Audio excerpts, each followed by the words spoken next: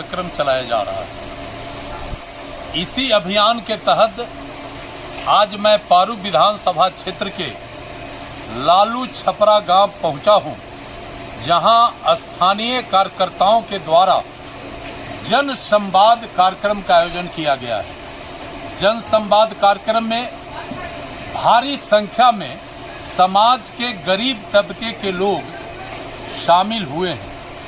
सबों का निगाह नरेंद्र मोदी की ओर है, चूंकि नरेंद्र मोदी जी ने अपने 9.5 वर्षों के कार्यकाल में इस देश के गरीबों के लिए, इस देश के गांवों के लिए, इस देश के नौजवानों के लिए, इस देश के वृद्ध के लिए और इस देश के महिलाओं के लिए और इस देश के आम आवाम के लिए एक पर एक कल्याणकारी योजना चलाया है।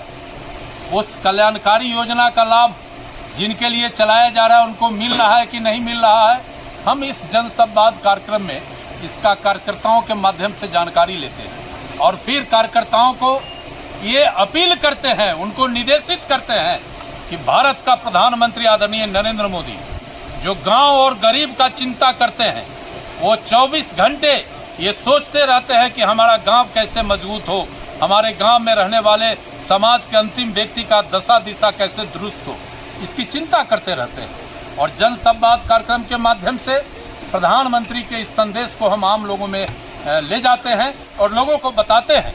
लोगों में प्रधानमंत्री के प्रति काफी विश्वास हुआ है।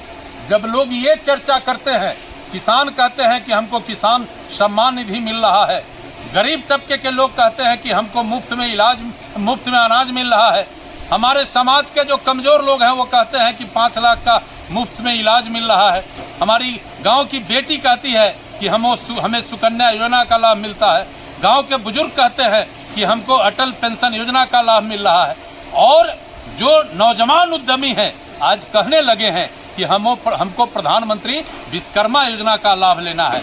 और उतना ही नहीं, अब तो महिला आगे बढ़ के कहती है कि आजादी से लेकर और कल तक सभी पार्टी महिलाओं को इज्जत और प्रतिष्ठा देने की बात कर रहा था सब पार्टी, लेकिन पहला व्यक्ति आदरणीय नरेंद्र मोदी हैं जिन्होंने हमें 33% आरक्षण देकर हमारा प्रतिष्ठा समाज में स्थापित किया है। ये आवाज चल रहा है और इस देश का जो विपक्ष है वो काफी मंसूबा पाले हुए है कि हम मोदी को हटाएंगे, लेकिन मोदी जी के बढ़ते कदम को विपक्ष चाहे जितना जुगत कर ले, इसको रोक नहीं सकता है कोई। और फिर अगली बार इस देश के प्रधानमंत्री अपार बहुमत से, जनता के आशीर्वाद से आदरणीय नरेंद्र मोदी बनेंगे।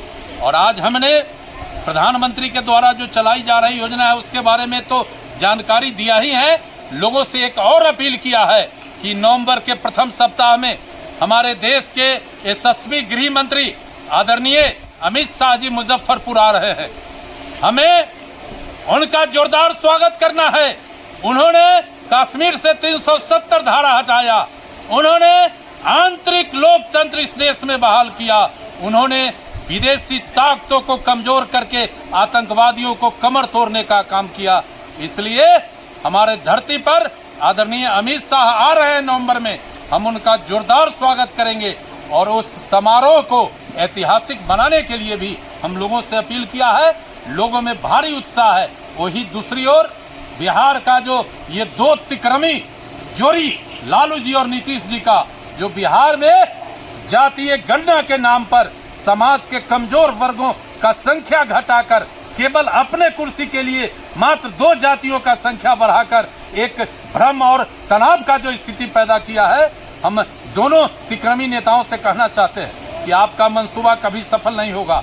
जिस व्यक्ति को आप ठगने का कोशिश किए हैं वो भी समझ गया है कि हमारा संख्या कम करके मेरे अधिकार पर नीतीश और लालू ने हमला किया है। इसलिए आने वाले दिन 2025 में भी बिहार में आदरणीय प्रधानमंत्री नरेंद्र मोदी के आशीर्वाद से फिर एक बार भारतीय जनता पार्टी का सरकार बनेगा और अगली बार 24 में फिर देश में मोदी सरकार बनना तय है। इन्हीं बातों को लेकर आज हम जन संवाद में आए।